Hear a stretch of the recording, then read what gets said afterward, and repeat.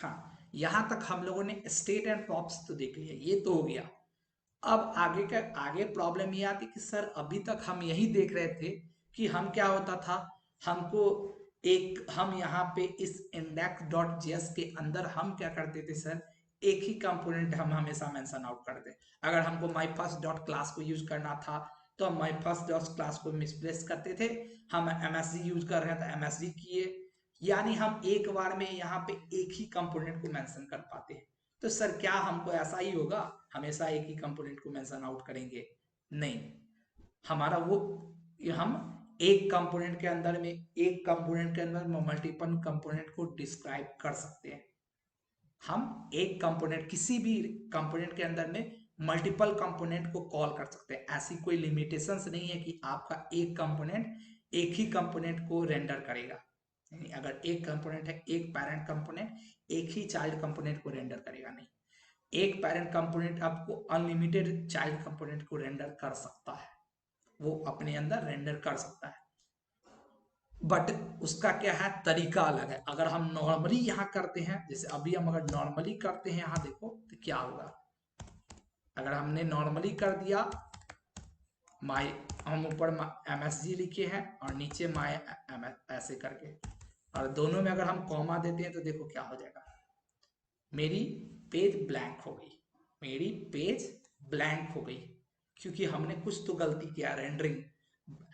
एक चीज याद रखना कि अगर रिएक्ट में तुम्हारा ऐसा व्हाइट पेज आएगा, इसका मतलब तुम्हारा सिंटैक्स में कुछ गलत नहीं है, बस तुम्हारा रेंडरिंग एरर है। हमने इनिशियल भी देखा, तो ये रेंडरिंग एरर है, और रेंडरिंग एरर तब आएगी जब तुमने कुछ ऐसा काम किया है जिसके वजह से तुम्हारा कोड यहाँ पे पेज पे सही सही रेंडर नहीं हुआ है। तब इसका सॉल्यूशन क्या है? इसका सॉल्यूशन दो है, देखो हम दो तरीके से इसको रिजॉल्व कर सकते हैं। एक, अगर हम इसी index.js में काम करें तो हमको क्या करना पड़ेगा, हमने इनिशियल बताया था कि हम JSX जावास्क्रिप्ट एक्सटेंशन की क्या है, उसमें हर चीज क्लोज होना चाहिए। मेरा HTML में होता क्या था, कुछ कुछ कंपोनेंट्स HTML में कुछ कुछ टैग्स ऐसी थी जो ओपन रहती थी, बट यहाँ जावास्क्रिप्ट एक्सटेंशन में क्या है कि हर कुछ क्लोज है। यहाँ ओपन नाम का कुछ चीज ही नहीं है, ओपन शब्द की यहाँ पे कोई जगह नहीं है JSX में। जावास्क्रिप्ट एक्सटेंशन के अंदर ओपन नाम की कोई जगह नहीं है। तो इसको भी हमको क्या करना पड़ेगा, एक कंटेनर के अंदर क्लोज करना पड़ेगा। वो कंटेनर कुछ भी हो सकता है, तुम इसको डिवीजन में भी क्लोज कर सकते हो, इसको तुम डिवीजन में भी क्लोज कर सकते हो, या एम्प्टी भी क्लोज कर सकते हो। अगर देखो अब मैं इसको सेव करके चेक करता हूं, देखो अब दोनों का दोनों आ गया। मेरा मेरा ऊपर वाला फंक्शनल कंपोनेंट है, क्योंकि मैंने ऊपर में मैंने पहले फंक्शन वाले थी को कॉल किया, और नीचे वाला मेरा क्या है, क्लास कंपोनेंट। देखो ये दोनों का दोनों रेंडर हो रहा है। ऊपर पहले रेंडर हो रहा है welcome to my first class component, first functional component, फिर आईडी पटना जो हमने प्रॉप्स के रूप में पास किया था, और नीचे रेंडर आउट हो रही है वेलकम टू माय कंपोनेंट। फिर उसके अंदर इमेज था हमारा, वो भी रेंडर हो रहा है। फिर ये नीचे था अतुल कुमार इज गवर्नमेंट, ये भी रेंडर हो रहा है। अगर इसको अपडेट करते हैं तो देखो ये एम्प्टी हो जा रहा है, ये हमने अभी वहां पे एम्प्टी रखा है। यहाँ पे भी अगर हम टॉप्स में पास कर दे तो भी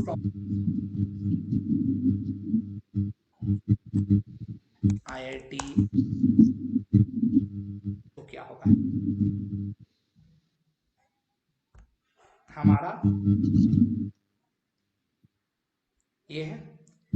अब देखो यहाँ पे भी अगर हम सेट करते हैं, देखो दोनों कंपोनेंट में भी IIT पटना पास हो रहा है, और यहाँ भी IIT पटना पास हो रहा है, जगह मेरी IIT पटना। तो यहाँ क्या हो रहा है, हमने एक ही जगह मेंशन किया .js के अंदर में, कंपोनेंट के अंदर में नेम नाम की यदि को पास किया, हमको कहीं भी दोनों कंपोनेंट में जा करके अलग अलग नेम मेंशन करना पड़ा। यहाँ से पास कर रहे हैं और डेटा दोनों का दोनों कंपोनेंट में पास हो रहा है। ये था तुम्हारा प्रॉप्स का। और उसके साथ साथ ऐसा अगर हमने क्लोज किया तो हम यहाँ पे क्या कर रहे हैं, थोड़ा सा अपना कोड में चेंज किए। क्या किया, दोनों का दोनों कंपोनेंट या मल्टीपल कंपोनेंट, तुम यहाँ पे एक से ज्यादा भी कॉल कर सकते हो, ऐसा नहीं है कि ये दो ही है, 10 कर सकते हो, 1000 भी कर सकते हो। 1000 कंपोनेंट को एक के नीचे एक कॉमा दे करके तुम कॉल करते रहो और वो सारा का सारा क्या होगा, रेंडर आउट होगा। तो एक तरीका ये। दूसरा तरीका क्या होता है, तो ये तरीका हो गया कि तुम index.js को ही यूज कर लिए थे एज ए थी पैरेंट कंपोनेंट। बट होता क्या है, कहा जाता है कि index.js को आप क्या करो, कन्वेंशनली अगर तुम जो आगे हम क्रिएट रिएक्ट ऐप वाला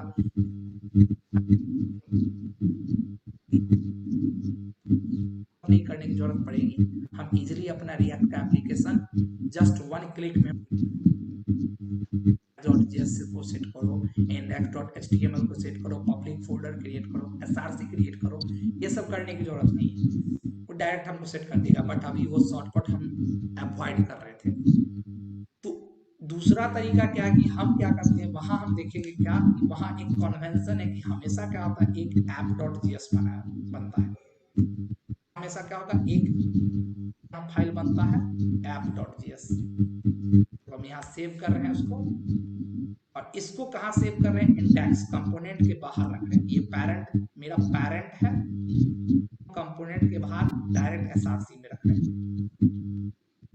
डायरेक्ट हम या डायरेक्ट index.js में index.js मेरा कंपोनेंट के बाहर है,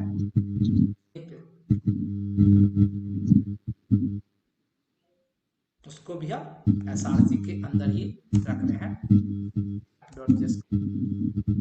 ये मेरा क्या है, पैरेंट कंपोनेंट। इसके अंदर अब हम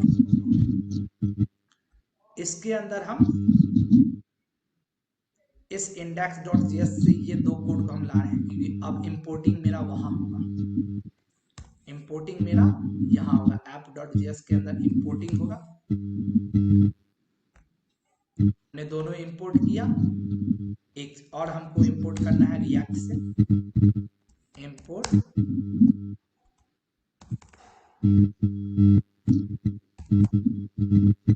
रिएक्ट,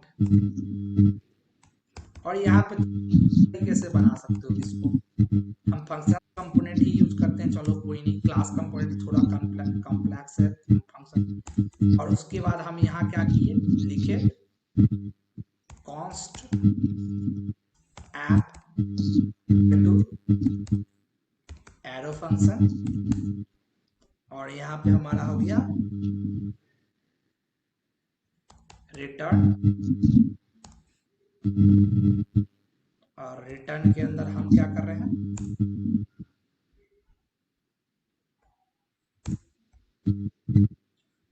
रिटर्न के अंदर हम क्या करें, इसके अंदर हम क्या करेंगे, एक जो काम वहां कर रहे थे यहाँ कर रहे हैं, एक डिवीजन लो या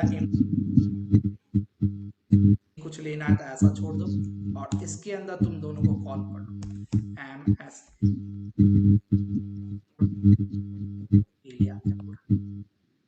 ये कट करके यहाँ ला रहे हैं, हो गया हम। और नीचे हम क्या करते थे, export default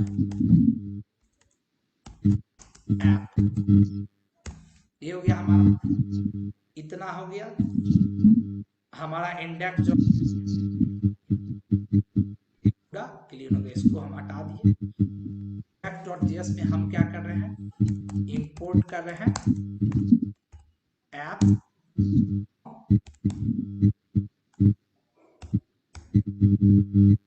dot slash app dot JS, और यहाँ पे हमको सिर्फ एक ही चीज को पास करना है, ऐप से। तो क्या हुआ कि यहाँ कॉमा हमने छोड़ा है,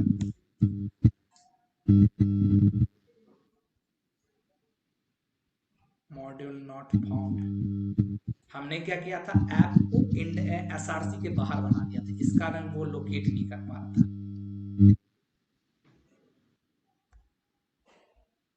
अब ये लोकेट लोकेट हो जाएगा, एसआरसी के अंदर हमने लिया है।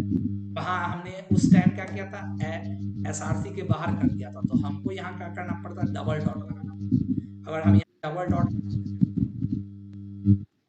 अब देखो ये काम हो गया होगा। फिर आ गई दोनों चीजें, दोनों वैसे ही अपडेट मारो, IT Patna is government college. तो यहाँ क्या हुआ, ये भी एक तरीका, बट अब हमने क्या किया, इस index.js को फ्रेश कर दिया। इसमें कुछ नहीं है, एक सिर्फ ऐप कंपोनेंट कॉल हो रहा है, और बाकी मेरा app.js जो है ये बन गया मेरा पैरेंट कंपोनेंट पूरी अथी के लिए। ये मेरे रिएक्ट के एप्लीकेशन के लिए ये ऐप नाम का जो कंपोनेंट है ये बन गया पैरेंट कंपोनेंट। सर हाँ बोलो।